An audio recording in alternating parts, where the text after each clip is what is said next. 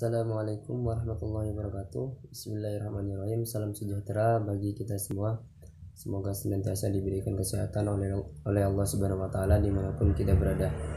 Perkenalkan, nama saya Muhammad Syahir Rahman, NIM E 2019-2209 dari Prodi Ekonomi Syariah, Fakultas Ekonomi Bisnis Islam.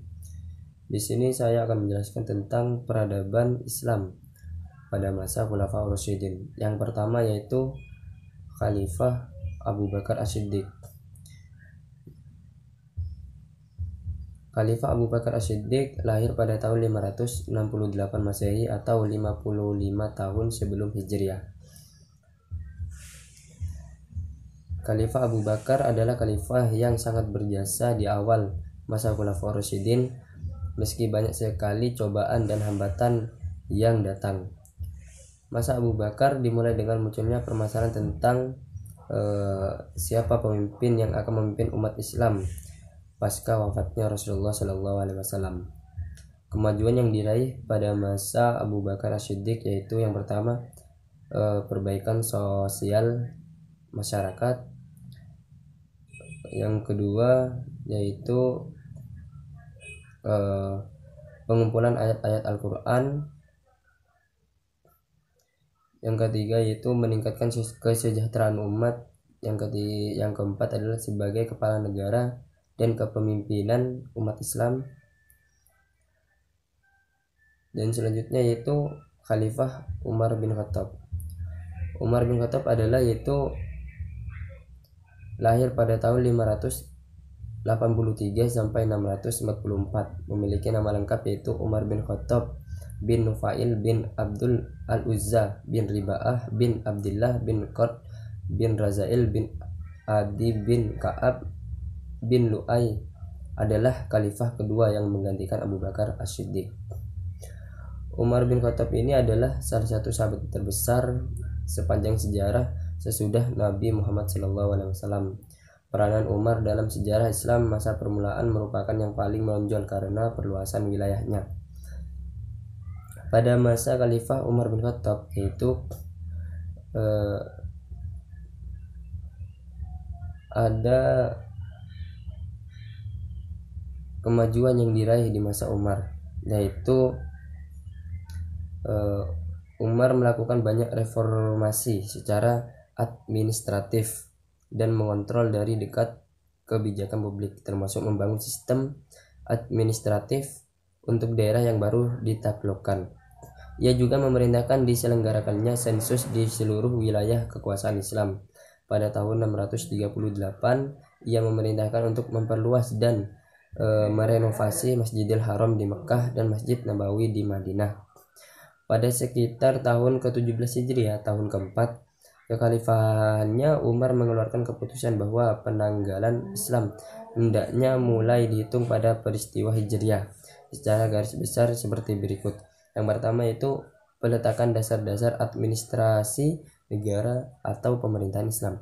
Yang kedua yaitu industri dan pertanian mengalami kemajuan yang sangat pesat.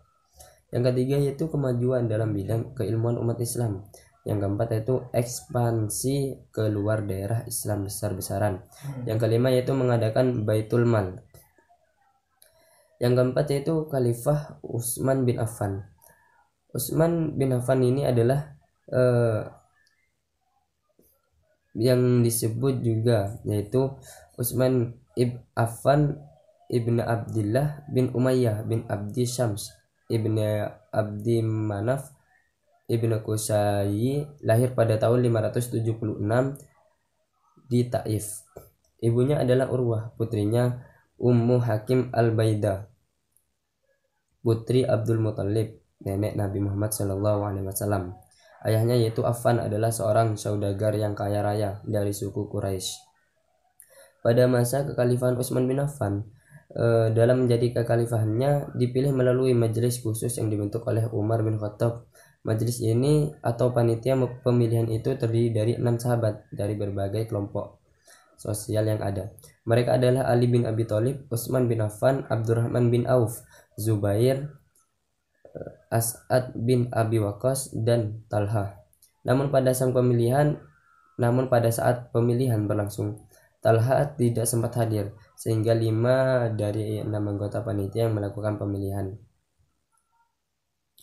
Kemajuan yang diraih pada masa kekhalifahan Utsman bin Affan yaitu adalah satu, pembukuan Al-Quran pada akhir 24 Hijriah. Yang kedua yaitu penyatuan qiraat Quraisy. Yang ketiga yaitu ekspansi wilayah Islam. Yang keempat yaitu perluasan Masjid Nabawi dan Masjidil Haram. Yang kelima adalah kekhalifahan Ali bin Abi Thalib. Khalifah keempat ini adalah Ali bin Abi Thalib, yaitu keponakan dari menantu Nabi Muhammad SAW. Ali adalah putra Abi Thalib bin Abdul Muthalib. Ali adalah seorang yang memiliki kelebihan seseorang. Selain itu, ia adalah pemegang kekuasaan, perumus kebijakan dengan wawasan yang jauh ke depan. Ia adalah pahlawan yang gagah berani, penasehat yang bijaksana, penasehat hukum yang ulung, dan pemegang teguh tradisi seorang sahabat sejati. Pada masa kekhalifahan Ali bin Abi Thalib, setelah wafatnya Utsman bin Affan, masyarakat beramai-ramai membaiat Ali bin Abi Thalib sebagai khalifah. Ali memerintahkan hanya 6 tahun. Selama masa pemerintahannya, ia menghadapi berbagai pergolakan. Tidak ada masa sedikit pun dalam pemerintahannya yang dapat dikatakan stabil. Setelah menduduki jabatan khalifah, Ali memecat para gubernur yang diangkat oleh Utsman. Dia yakin bahwa pemberontakan terjadi karena keteledoran mereka. Dia juga menarik kembali tanah yang dihadiahkan Utsman kepada penduduk dengan menyerahkan hasil pendapatannya kepada negara. Kemajuan yang diraih pada masa Ali bin Abi Thalib yaitu suatu ketika pemberontakan berhasil menyerbu rumah Khalifah Utsman bin Affan dan membunuhnya. Saat kejadian tersebut, Khalifah Utsman bin Affan sedang menjalani puasa sunnah dan membaca Al-Quran. Muslimin dalam kesedihan yang sangat mendalam dan dalam kebingungan setelah kematian Utsman. Selama 5 hari berikutnya mereka tanpa pemimpin. Sejarah sedang kosong buat Madinah. Selain pemberontakan yang selama itu pula membuat kekacauan dan menanamkan ketakutan di hati orang. Prestasi-prestasi Khalifah Ali bin Abi Thalib adalah sebagai berikut. Yang pertama yaitu memajukan dalam bidang ilmu bahasa. Pada pemerintahannya, wilayah Islam pada masa Khalifah Ali bin Abi Thalib sudah mencapai India. Akan tetapi pada saat itu penulisan huruf hijaiyah belum dilengkapi dengan tanda baca seperti kasroh, fathah, dhammah, dan syaddah, sehingga menyebabkan banyaknya kesalahan-kesalahan bacaan teks Al-Quran dan hadis di daerah-daerah yang jauh dari Jazirah Arab. Yang kedua yaitu membenahi keuangan negara, Baitul Mal.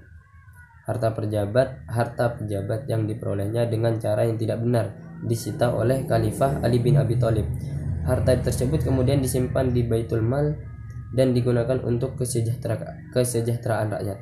Yang ketiga yaitu mengganti pejabat yang kurang konsisten, yaitu para pejabat yang kurang konsisten dalam bekerja semuanya diperbaiki dan diganti oleh Khalifah Ali bin Abi Thalib. Di antaranya yaitu bidang pembangunan kota Kufah telah menjadi perhatian khusus bagi Khalifah Ali bin Abi Thalib.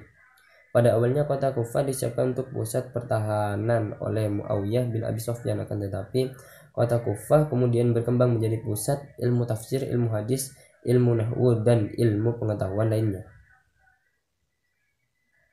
Mungkin itu saja yang dapat saya jelaskan tentang pada masa pemerintahan Khalifah Khulafaur Rasyidin. Wabillahi taufik wal hidayah. Wassalamualaikum warahmatullahi wabarakatuh.